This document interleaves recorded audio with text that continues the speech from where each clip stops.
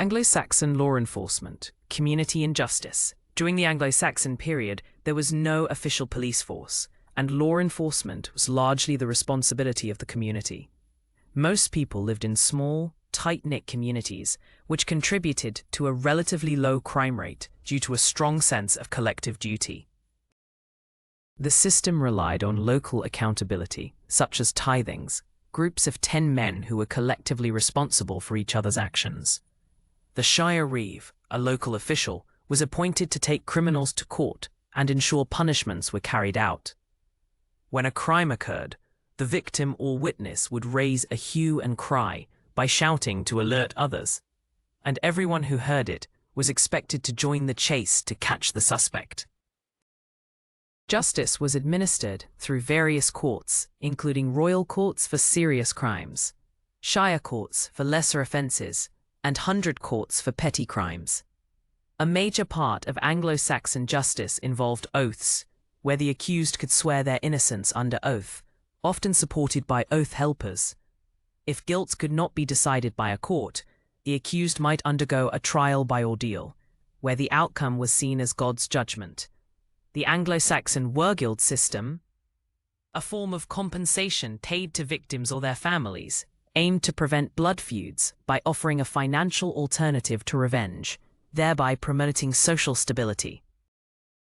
Norman conquest, new crimes and royal authority. After the Norman conquest in 1066, William I sought to establish his royal authority across England, significantly altering the legal landscape. He achieved this by introducing new crimes and enforcing existing ones with unprecedented harshness, asserting the monarch's power as the ultimate lawmaker. One of William's most impactful changes was the introduction of the Forest Laws in 1072, which designated vast areas, approximately 30% of England, as royal forest for hunting. These laws caused widespread resentment, as village communities and farmers were evicted from their ancestral lands, and it became illegal to graze animals, kill wild animals, or take wood without a license.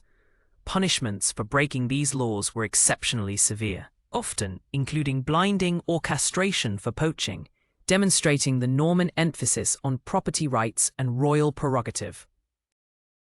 The Norman invasion was met with significant resistance from the Anglo-Saxons, leading to large-scale rebellions in areas like York and East Anglia. William I responded to these acts of defiance with extreme brutality, punishing not only the rebels themselves with death, but also those indirectly involved. The infamous Herring of the North involved the systematic destruction of farmland and animals, leading to an estimated 100,000 people starving to death, a stark illustration of William's determination to crush dissent and assert control. To further solidify Norman authority, the Murdrum fine was introduced. This new law stipulated that if a Norman was murdered and the culprit was not caught, a large sum of money had to be paid by the entire hundred and administrative area where the body was found. This effectively made the murder of a Norman a far more serious crime than that of an Anglo-Saxon, highlighting how the new ruling class used law to benefit themselves and reinforce their dominance. Norman law enforcement, adapting Anglo-Saxon systems. Following the Norman conquest, the new rulers largely maintained many aspects of the existing Anglo-Saxon system of law enforcement. This continuity ensured a degree of stability and familiarity for the populace, even as significant changes were introduced. Key elements of the Anglo-Saxon system that continued under Norman rule included the system of tithings, where groups of 10 men remained mutually responsible for each other's conduct, the hue and cry system, which continued to be the primary method for raising an alarm and pursuing criminals. The established court system, with local and royal courts, continued to hear cases and administer justice, albeit with new Norman influences. However, the Normans also introduced notable changes reflecting their more military-oriented society.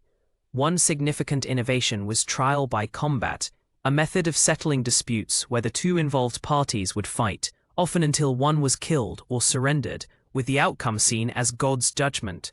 This dramatic form of justice was a public spectacle, drawing large crowds and serving as a powerful deterrent. Additionally, foresters were appointed to police the royal forests, enforcing the strict forest laws with a harshness that made them widely feared and hated by local communities. Later medieval law enforcement, urban growth and officials. As towns and urban centres grew significantly throughout the 13th and 14th centuries, so did the complexity and prevalence of crime. This demographic shift necessitated a greater involvement of formal authorities in law enforcement, moving beyond the purely community-based systems of earlier periods. Despite the rise of urban centres, local communities still played a vital role in maintaining order.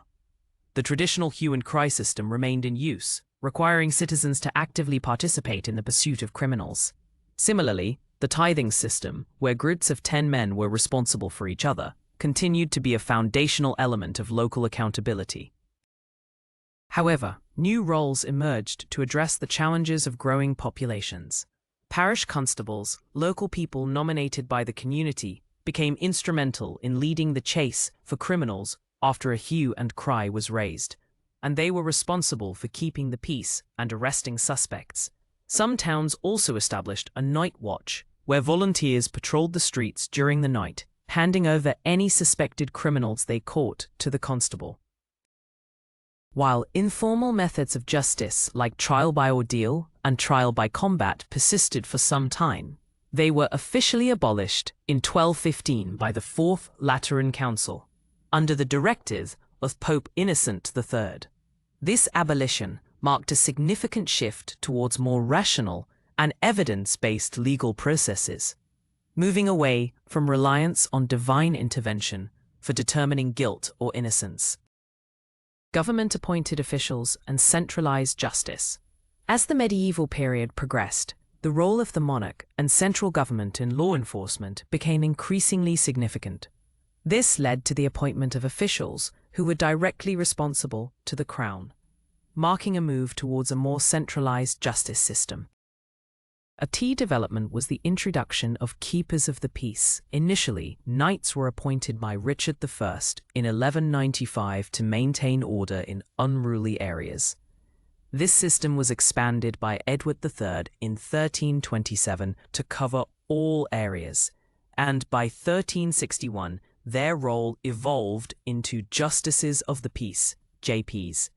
JPs were mostly local lords appointed by the monarch, empowered to hear minor crimes in small courts 4 times a year. The establishment of JPs laid the groundwork for a more centralized and professional justice system that would endure for centuries, becoming a cornerstone of English law.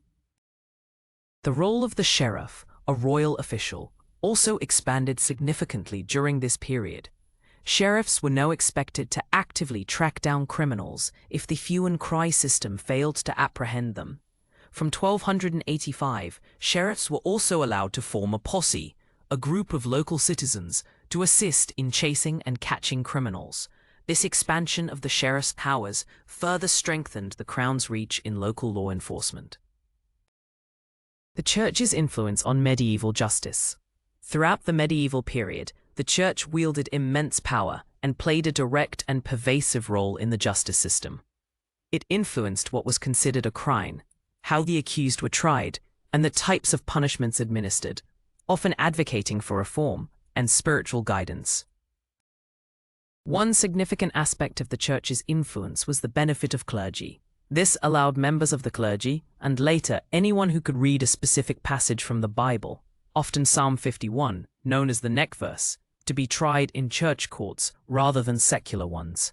Church courts generally imposed more lenient punishments, as their primary aim was to encourage repentance and reform, rather than just retribution. This system highlighted the unequal nature of medieval justice, as it provided a way for some individuals to avoid harsher secular penalties, though it was notably not available to women.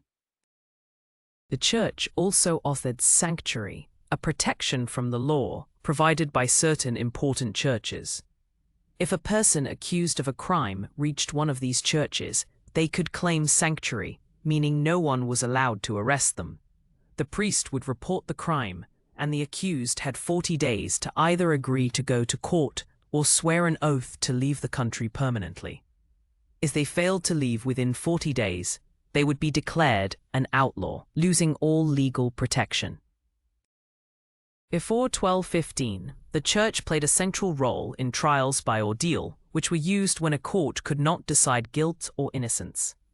These trials, such as ordeal by hot water, cold water, or consecrated bread, were believed to reveal God's judgment. However, in 1215, Pope Innocent III ordered priests to cease administering these trials, leading to their rapid decline and abolition. This pivotal decision marked a significant shift away from divine intervention in legal proceedings towards more human-centric methods of proof.